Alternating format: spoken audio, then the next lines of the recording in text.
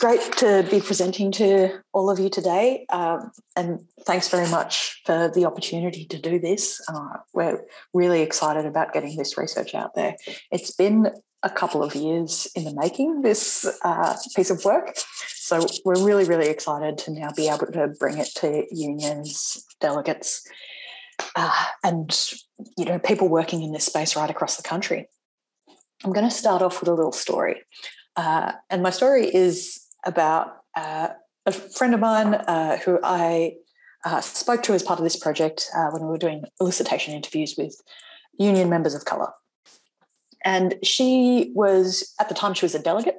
She was a young woman of colour organising for the first time in her workplace, and she went along to her first union rally in Australia. And her comrades there were chanting Australian jobs for Australians. Now, she knew that her comrades didn't really mean anything by that. They weren't trying to offend her particularly, but she thought, if that's what we're about, then where do I fit in this movement? And many of you will have had pretty similar experiences, whether you're on the back of a truck speaking into a megaphone or you're reading a press release, there are times when our language doesn't quite nail the values that we bring to our movement and the values of international solidarity that we hold so dear.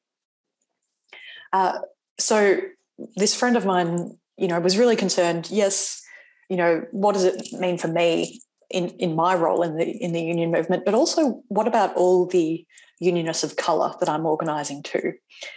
So we need, comrades, the success of the labour movement depends on the unity of the working class.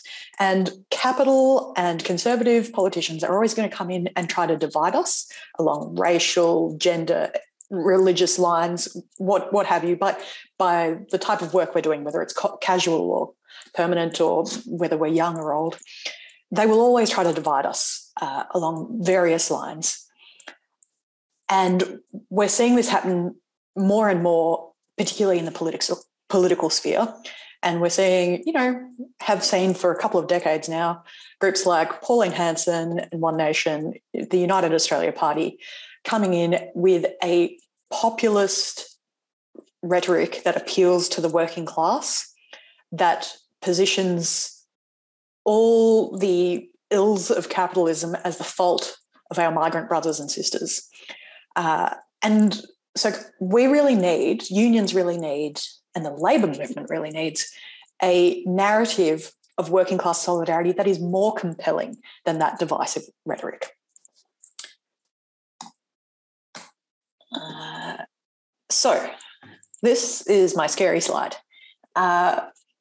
I'm not sure how much this was publicised in the rest of the country, but of course it was very, very big news in Victoria while we were locked down, that there were riots outside the CFMU Vic office here. Do you guys remember seeing that?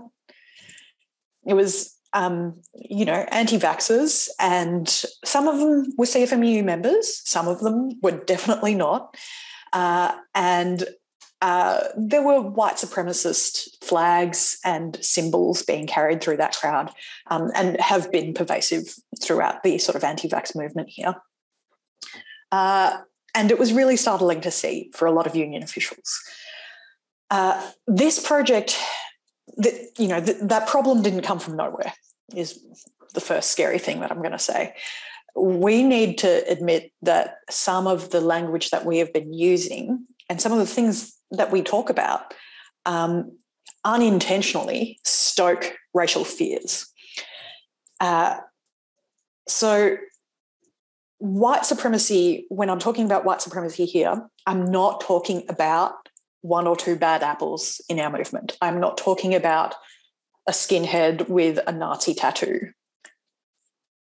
White supremacy is an entire system that our country has been built on since colonisation, and that we, soak up like a sponge every day of our lives. So it's really this work is challenging because we do need to look at our own internalised white supremacy. And it's really challenging, but I thank you for coming with me on this journey today. Okay, so the Race Class Narrative Project. In very simple terms, there was some research done in the United States a couple of years ago that showed that when class-based appeals made explicit reference to race, that those appeals performed better across the electorate and across various different focus groups. So when you say working people need a living wage, that appeal was less successful than an appeal that says working people, whether we're black, brown, or white, we all need a living wage. That appeal outperformed the colourblind version, which was really interesting. And progressives in the United States really, did a ton of work around this, and really used the race class narrative to effect in a couple of important seats in the 2020 elections. And actually, Anot Rosario has a podcast called Words to Win By, and one of her season two, episode 1, discusses how the race class narrative was used in Minnesota. But basically, we looked at this research and we found it interesting a couple of years ago. But we said, look, there is the potential for cultural difference between America and Australia. We know that Australia is less comfortable with words like black and brown. So let's test it out here. And that's where we got to.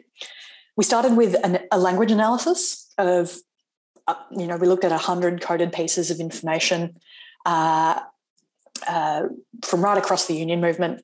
So when I say coded pieces, so it was examples of language from unions referencing race or referencing migration. And we looked at all those examples, over 100 examples, all different unions everywhere across Australia.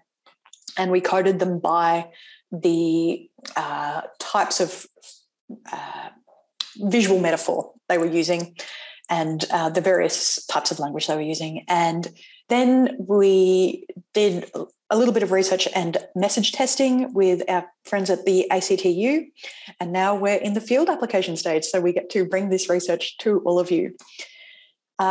So let's start with the good news. The bits of language that we're already using that are great. There are already unions using assumed inclusion language. And this example here, I won't read out these examples. You can read them if you're interested. And, I'm sure these slides will be available to you after the presentation. Assumed inclusion is where you reference a union member of colour, and of course they are part of the union. We also see worker or person first language, so referring to a person's occupation, while also referencing that they are a Chinese or Burmese national in that example. We see from the teachers and nurses a lot, but also very notably MIA, that anti-racism is a professional responsibility. So teachers talk about the need to address racism in schools, and the need for teachers have a responsibility to stamp that out. And for journalists, particularly, the MIA produced a really excellent guide on for their members on using language that combats racist rhetoric. And of course, we see language like every worker in Australia. This is the really great language that we're seeing right across the movement. I think it started with what was then the NUW, but instead of Australian workers, every worker in Australia, can you imagine the difference that makes if you are a migrant worker and you're starting to see that language? But we do also see, and this is the big problem that we see in the language right across the movement, is victim blaming. And that can take either a really active or quite a passive form. So in the active form, it's foreigners are stealing Aussie jobs. you see less and less of that these days. What we tend to see now is something along the lines of exploited foreign workers who are displacing Australian employees. So there's an expression of sympathy for the foreign worker, but still the foreign worker is cast as foreign and as essentially the problem in that situation. So it's the foreign worker whose labour is displacing the local worker. Whereas this is not an accurate representation of what we as unionists believe, right? It was some business manager's decision to cut costs and employ a migrant worker either here on a lower wage or to contract that work out overseas where they can get away with lower wages. So what we really want to see is countering of that scarcity narrative whereby migrants and locals are competing over the same small pool of jobs and there's not enough jobs for everyone, with an expression of solidarity across racial differences in demanding safe workplaces, fair wages for every worker in Australia, no matter where you're from. Now, this is the architecture of a race-class narrative.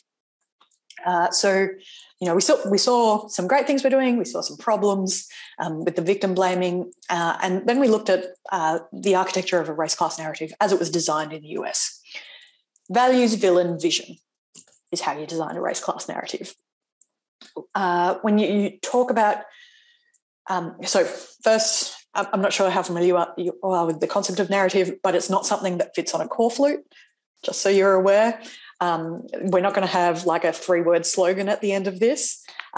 It's just, except that you've got values, villain, vision.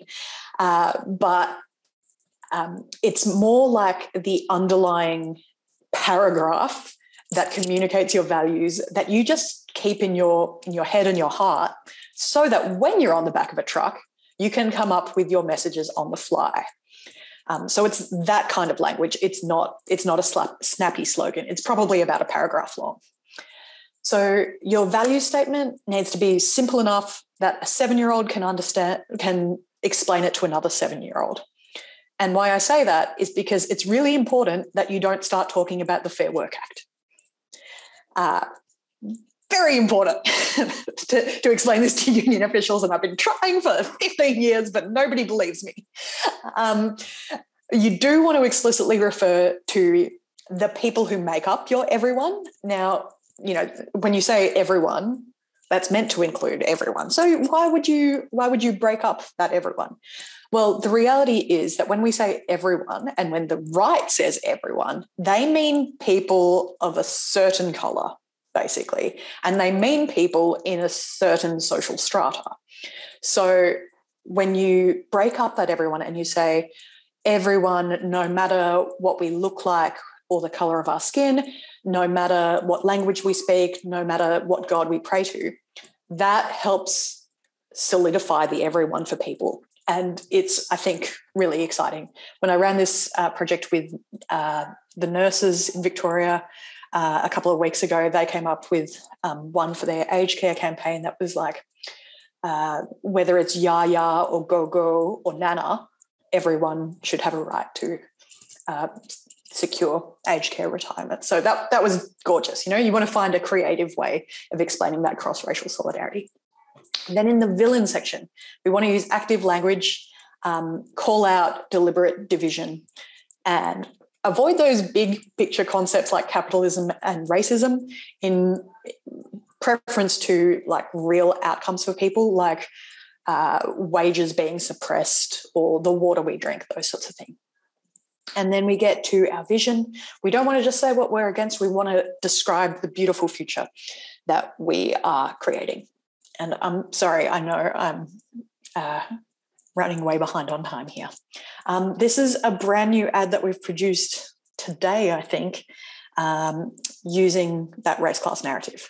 An economy that works is one that works for everyone. no matter what you do, where you come from, or what language you speak. Some politicians try to divide us, saying things like, "This election is about you, no one else." But Australians know that we do better when we work together. Whether we've been here for generations or we're newly arrived, we all need good jobs that support our families. We thrive when we have the opportunity to educate our kids, look after our health, shop locally, and live with safety and dignity. Together, we can raise living standards, not just lower living costs. We can vote for what's best for all of us together, not just the few.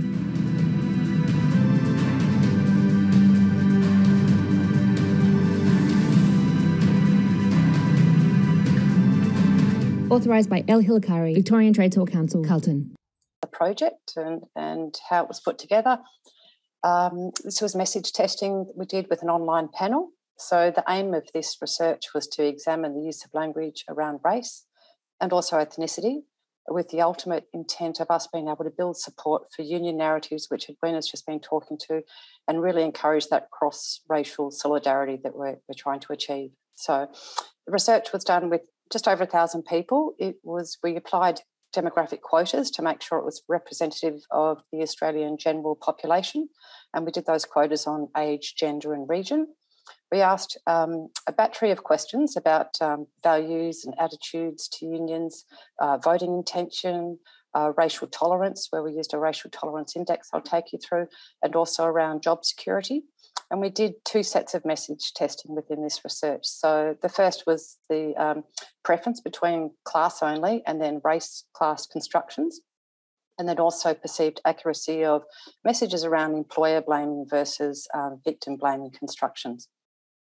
So just to take you through a little bit of background on a couple of things that we've put together, just so you've got the context.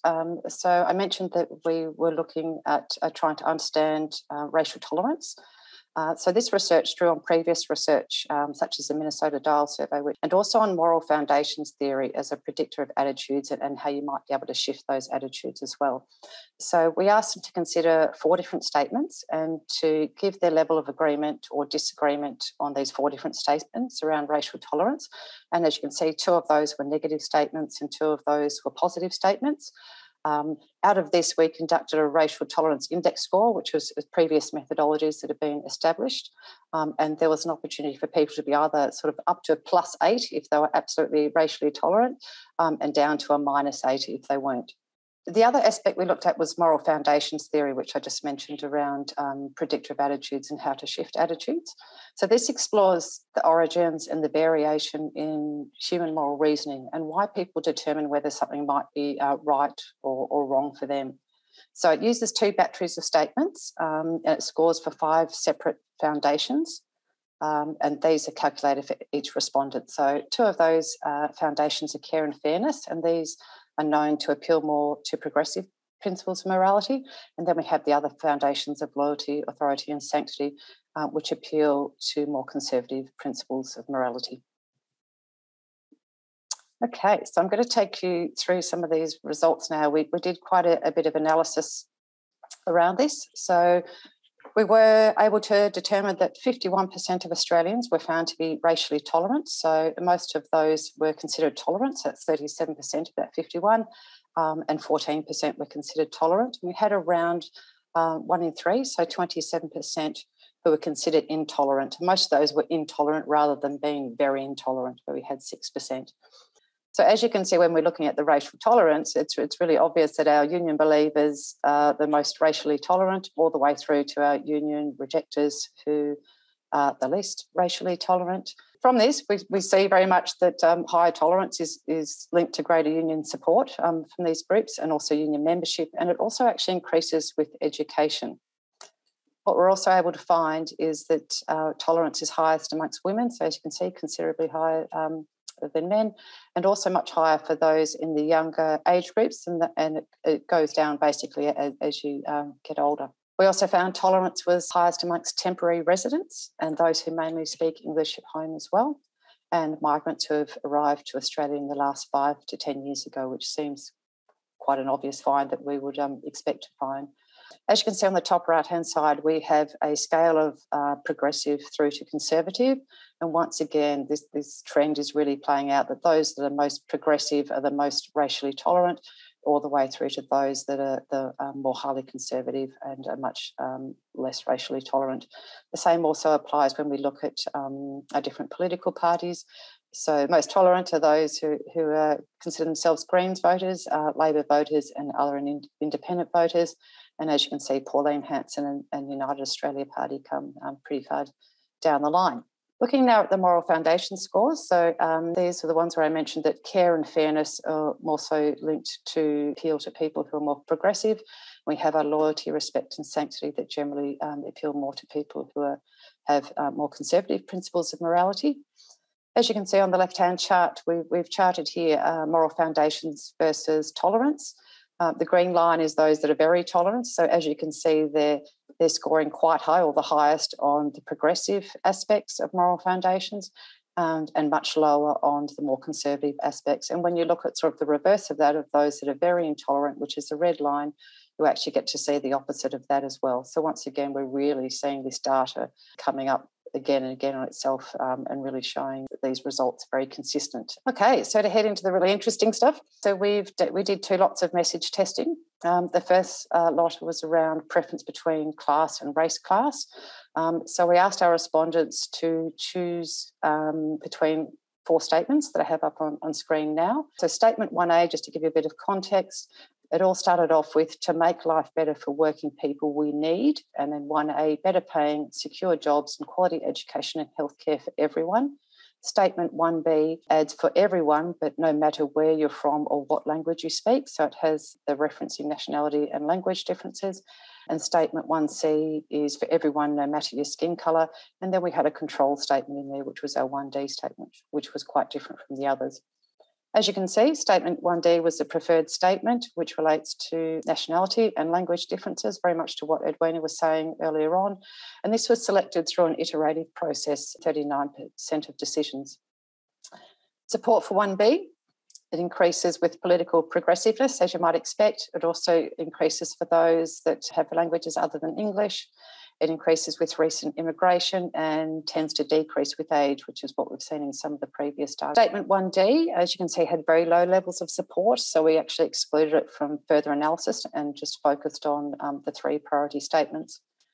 So a bit more about support for 1B. It's stronger amongst union believers, not domestic individualists, so those people that are more strongly aligned to the union movement, stronger amongst union members, Greens and Labor voters, significantly lower for Liberal National Party voters, so it's sitting at 34% versus 39%, much higher for females and males, those that are very progressive and also very tolerant and tolerant. So it's really shining through those results. We then looked at second message testing, and this was around accuracy of boss versus migrant blaming messages. And what we asked respondents to do was to just look at one of these messages only, so they were only presented with one of these, and they were asked to judge how accurate they thought this particular message was. So this was in isolation without the comparison to the other messages. So message 2A is Aussie workers can't make ends meet when migrant workers are working for as little as $1 an hour, so very much a migrant blaming message. The boss blaming message, Aussie workers can't make ends meet when dodgy bosses are paying migrants as little as $1 an hour. And then we had our third message of workers, whether Aussie-born or newly arrived, can't make ends meet when dodgy bosses are paying us as little as $1 an hour. As you can see, statements 2B and 2C using the dodgy bosses framing, so to speak, were judged to be more accurate than the migrant blaming message of 2A. Also, too, when you look at the migrant blaming message, the accuracy levels are about 10% lower than the other 2 messages. So you really are potentially costing a union 10% of your potential supporters and also many other areas as well. We then asked people to give us a preference. So we presented them with the 3 messages all at once they looked at the accuracy of the message they were presented with. We asked them to choose the one that they preferred. As you can see, the statement 2C, which was workers, whether Aussie-born or newly arrived, can't make ends meet when dodgy bosses are paying us as little as $1 an hour, was the preferred statement overall.